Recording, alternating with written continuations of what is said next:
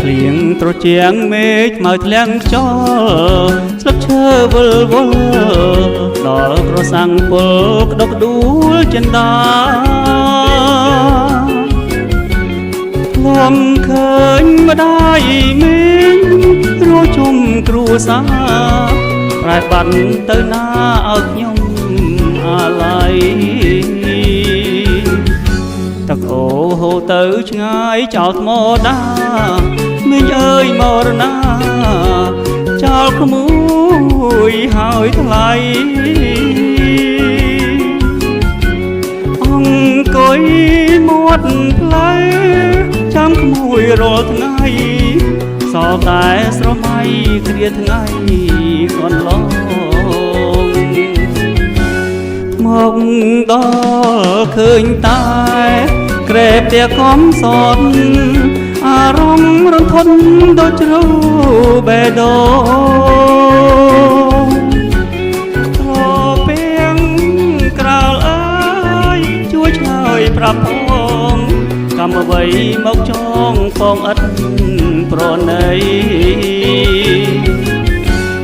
អត់ពីពុកម៉ែក្មួយមានយាយតាលងលងមរណាបានមីងរាល់ថ្ងៃ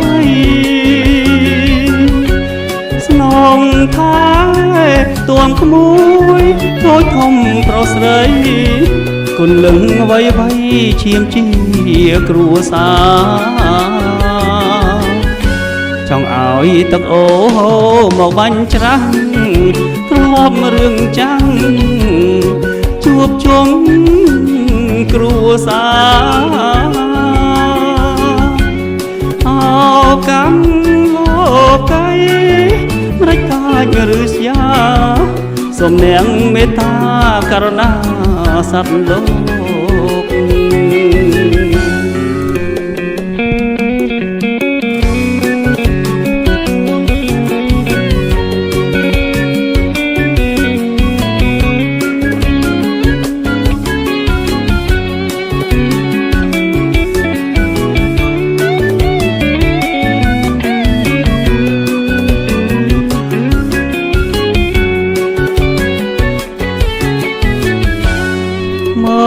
ដល់ឃើញតែ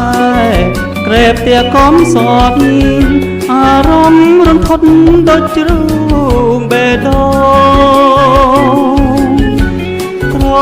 ពាំងក្រោលអើយជួយឆ្លើយប្រាប់ផងកម្មអ្វីមកចងពងឥត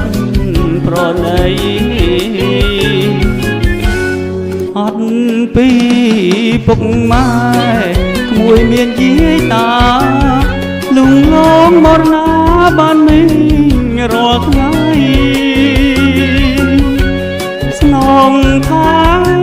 ទួមក្មួយតូចធំប្រុសស្រីគុណលឹងអ្វីអ្វីឈាមជាគ្រួសារចង់ឲ្យទឹកអូហូរមកបាញ់ច្រាំងធ្លាប់រឿងចាំងជួបជុំគ្រួសារអោកម្មលោកីម្រេចកាចឬស្យាសូមនាងមេត្តាករុណាសត្វលោ